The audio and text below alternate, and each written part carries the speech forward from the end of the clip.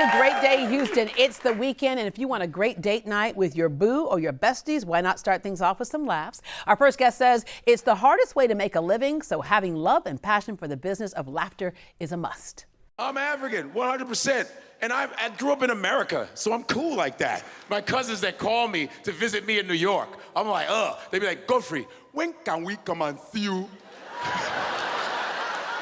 in New York City? I'm like, not with that accent. Because I know my cousins, the way they talk to women, hey, woman, come here. Why are you running? Why are you running? Please welcome to the show, Godfrey. Wow. Okay, that's funny. Awesome. So while you were watching it, you were like, because you never see yourself. Footage? Yeah. It's out there. It's so much on the internet. People put stuff up all the time. So. And the thing is, you're not watching yourself. I gotta get that. You're like in it. You might use that this weekend, right? Yeah, that was awesome. Which, by the way, we have a large Nigerian population here in Houston. He's a little Nigerian. They're gonna get your joke. They're gonna get it. But they're not coming out to see me.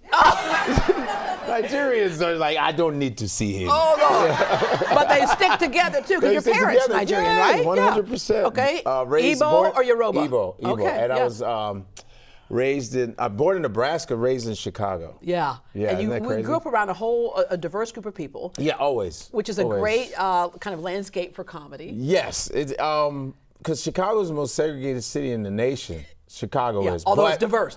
But we lived in the most diverse area in Chicago, which is called Uptown. So it's all immigrants. It was like Vietnamese, Korean, African, Mexican, Guatemalan, Russian, We Polish. are the world. Yeah, that's what it was. It was always, and it was culture shock when I went to an all-white school.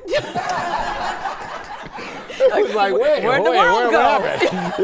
Where'd the rest of the world go? Yeah. You were kind of the class clown. Yeah, the thing is, all my friends were clowns. We're all, in grade school, everybody's funny. You hang out with the funny people, all the funny people. We always got in trouble. All of us would end up in the front of the class. Then we get moved to the middle. Then we get moved to the back. Then we're in the hallway. Then we're in the principal's office. Godfrey, in the hallway. Yeah. Okay. And it didn't help that my father was a teacher too, so he always sided with the teacher. You were that kid.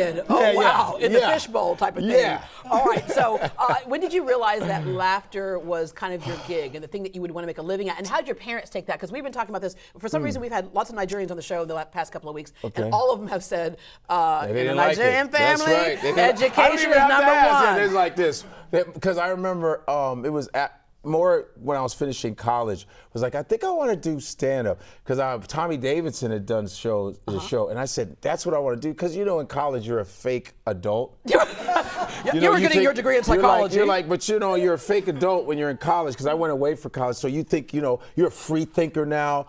You're a fake adult until you need money from your parents.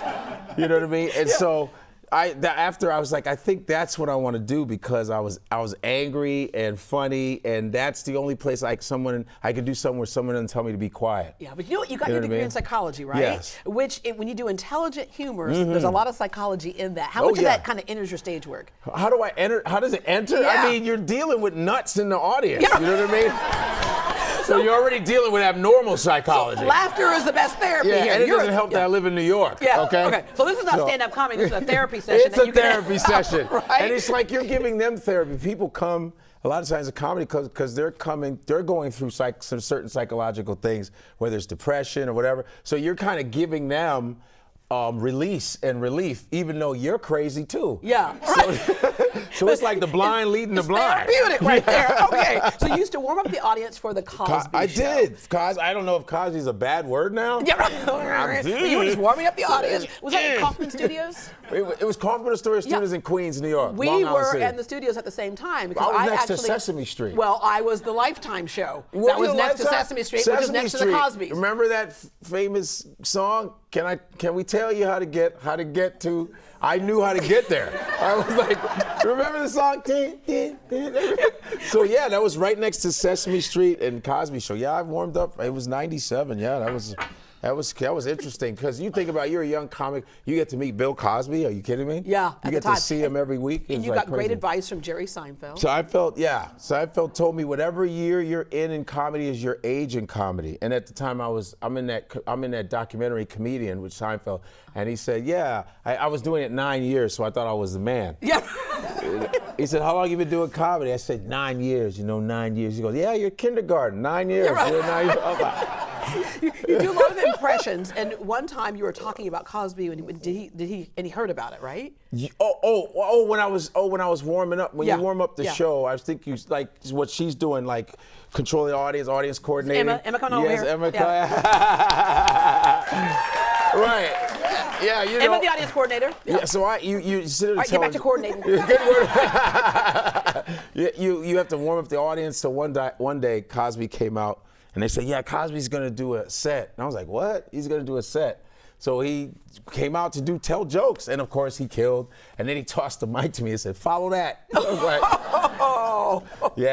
yeah. So, but it was good that I brought him out. Yeah. I was that funny where he was like, oh, let me see what I got. Then you got that acknowledgement, right? Yeah. The very first time you got up stage to do stand-up. Because wow. I did it for 3 months. And you stopped, as a challenge. I did because I wanted to get a paycheck somewhere else. Right. But no, it's hard. But it's hard. So hard. But it's so fun. But when people have paid for you to make them laugh, different. Yeah. You're starting right there. I was like, I told everybody, go get yourself double-fisted, get double drinks, okay? Because things are funnier when you had a couple of drinks. Yeah, it's so hard. And don't drink. Don't do it when you drink. It won't work. It's not the truth. Did it work for you that first time? It worked. I was funny the first time but I didn't have anything to say yet. You have to live through stuff and go through experiences to get good at things. You know what I mean? It takes a long time. It's like 10 years to get your voice and another 10 to actually know what you're talking about. Yeah. And so it's about 20 years. You'll find something that resonates That's with what everybody. anything, though. That's what any job you do. 10 years, 10,000 hours. Boom, right? Remember that? I think it's tipping point or tipping point. So you need 10,000 hours to do what you do. And then that first, it's like in martial arts. I took martial arts. Black belt, when you get your black belt, that's when you begin martial arts. Not the white. It's black belts when you can. That's when you know everything is just automatic. 10 years, My son took his karate class, and he came back the next day, and he had a belt on that had all the colors on it. I said, what's going on here? He goes, no, Mom, I know how to make it. You just put the different colors of tape on there, and I'm a black belt now. Oh, see? Like, no, you have to go through it. That's the society now. Everyone's a winner. Yeah, exactly. I don't have to go through stuff. Everyone's a winner. So they don't earn it anymore. How do your parents feel about your comedy career Well, today? when I told my dad, it was, I was like, hey, Dad, I'm going to be a comedian. He said, is that the joke? I am not even lying. I don't get it. Is that the joke? Happy yeah. because they just want stability, right? And they were just like, what are you going to do to fall back? I said, that's it. I'm going to fall back to another show and try it again. Right.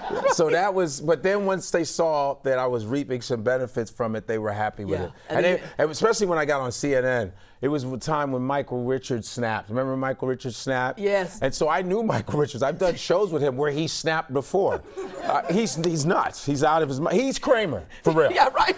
So I was on CNN. My father, all he watches is CNN. He watches just news. That's the African fathers. They love news. news. So I ended up on CNN. That was the greatest thing my father ever saw. He would never watch any of my comedy shows. My son was but on the CNN. fact that I was on CNN, he said, how did you get on CNN? And then your cousins, of course, know they're a superstar cousin in America. Yeah. All right. Godfrey is performing at the Houston Improv tonight through Sunday. Yes. Tickets start at $20 and are available online. Log on to greatdayhouston.com and we will connect you.